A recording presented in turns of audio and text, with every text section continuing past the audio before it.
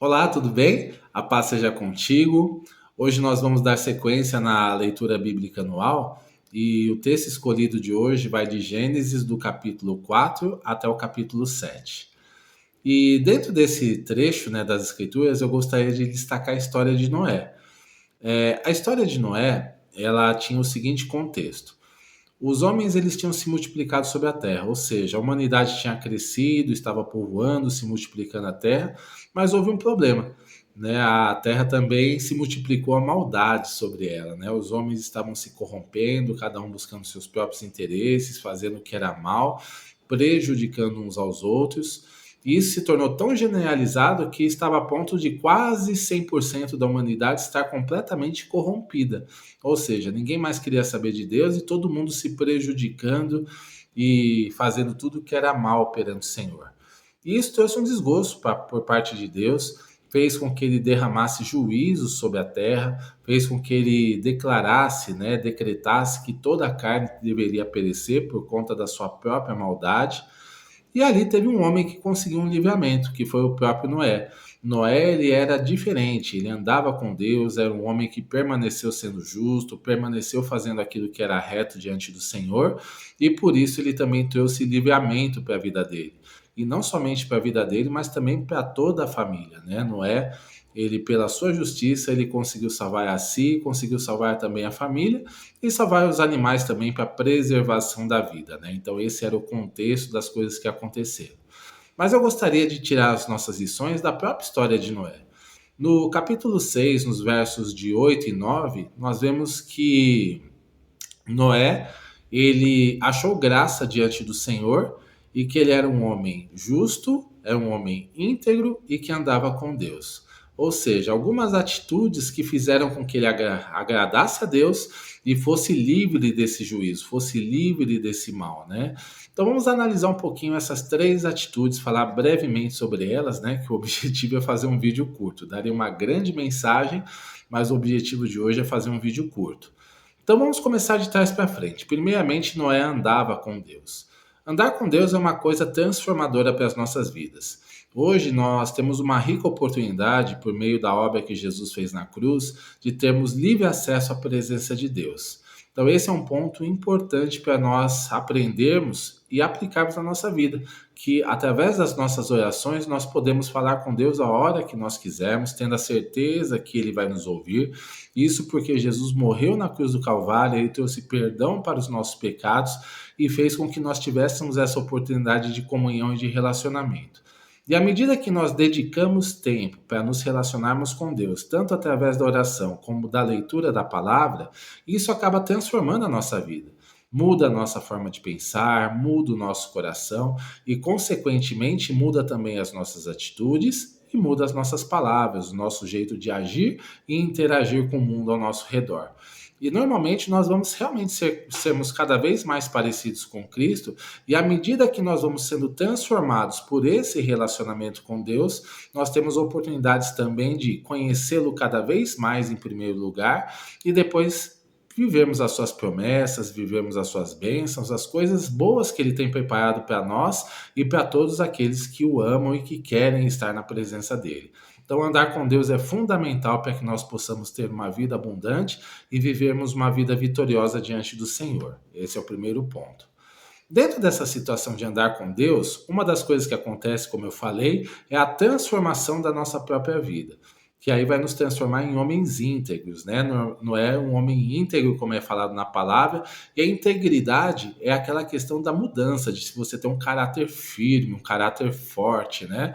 Não se deixar se corromper pelas circunstâncias que acontecem ao nosso redor e muito menos por influências externas, ou seja, né, independente da maneira como o povo age, independente dos sistemas que nós possamos estar inseridos, sistemas corruptos, sistemas que se aproveitam das pessoas, mas nós não podemos deixar com que essas atividades externas mudem aquilo que nós somos internamente, aquilo que nós estamos nos transformando ao andarmos com Deus. Então esse é um ponto fundamental, né? Não permitir que haja contaminações na nossa maneira de pensar, na nossa maneira de agir, por conta da maldade, por conta que algumas pessoas acabam levando vantagem em cima das outras com sua desonestidade, com situações que eles arrumam de lucro fácil, situações onde prejudicam outras pessoas, mas nós devemos sempre nos manter íntegros, retos na presença do Senhor, porque isso vai trazer bênção para as nossas vidas, vai trazer livramento para as nossas vidas, vai fazer com que realmente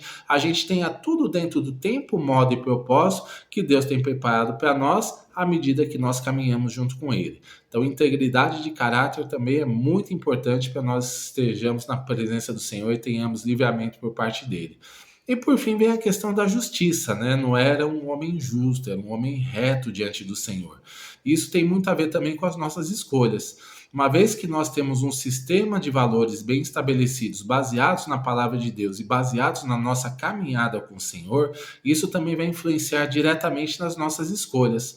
Nós sabemos que nós temos que fazer escolhas diariamente para todas as áreas da nossa vida, e se nós quisermos viver as bênçãos e as promessas do Senhor baseado nas nossas escolhas, nós devemos escolher de acordo com os princípios da palavra de Deus, de acordo com o nosso caráter que está sendo construído pela nossa intimidade com o Senhor. E isso vai fazer com que muitas vezes nós andemos na contramão do mundo. O mundo vai agir de uma forma onde o mundo é dos espertos, quem pode mais chora menos, o importante é eu levar vantagem, independente da pessoa que eu prejudique, mas com o Senhor nós vamos agir de uma maneira diferente. Nós simplesmente vamos viver aquilo que o Senhor tem para nós, ainda que nós tenhamos um prejuízo momentâneo por escolher coisas que estão fora ali dos conceitos, né, do mundo, dos conceitos pré-estabelecidos do mundo, mas no final a gente vai viver a recompensa plena da parte do Senhor. Vamos viver as promessas, vamos viver as bênçãos e os livramentos que Ele tem para as nossas vidas. E isso é uma coisa importante, né? Que as nossas escolhas elas possam definir as nossas colheitas baseado da forma como nós vamos apresentar essas escolhas diante do Senhor, de acordo com as opções que nós tivemos na vida. Então esse é um ponto importante, né? Nós sabemos o que a palavra de Deus diz, saber quais são seus princípios, quais são as suas promessas, para nós vivermos, né, esses princípios na presença do Senhor da melhor forma possível e estarmos vivendo ali na presença de Deus, assim como Noé também viveu. Então esse é um ponto. E por fim a gente vê que vale a pena servir ao Senhor. Nós vemos que Noé, por conta da sua vida, ele teve ali o livramento no momento em que houve juízo, no momento onde todo mundo começou a se prejudicar, começou a colher do fruto da injustiça que estava plantando. Noé ele colheu um fruto diferente, porque ele andava com Deus. Nós vemos também que esse livramento ele se estendeu para a sua casa, para a sua família. Ou seja, muitas vezes a bênção de Deus ela vai nos enriquecer de tal forma que até os nossos queridos e amados, ao ver o nosso exemplo, ao ver o nosso reto proceder, vão ser alcançados e também vão entrar no caminho do Senhor para também serem livres do mal, para também, né, estarem de acordo com a vontade do Senhor para a vida deles, vivendo o melhor que Deus tem para eles. E isso também, né, depois que houve o juízo, Noé teve uma chance de uma nova história, de um recomeço que a gente vai ver mais para frente. E muitas vezes a gente tem ali uma velha vida onde cometemos erros, cometemos falhas sim, mas Deus ele sempre nos dá uma segunda oportunidade, uma segunda chance para que nós possamos viver a plenitude da bênção, a plenitude da promessa. Basta que nós mudemos as nossas escolhas para também mudarmos a nossa colheita. Então essa é a mensagem que eu gostaria de deixar para vocês nesse dia de hoje. Que Deus abençoe a vida de vocês, que nós possamos meditar a respeito dessa palavra e também aplicada na nossa vida da melhor forma possível, a fim de vivermos também as bênçãos e as promessas do Senhor para nossas vidas. Amém? Deus abençoe, fiquem na paz.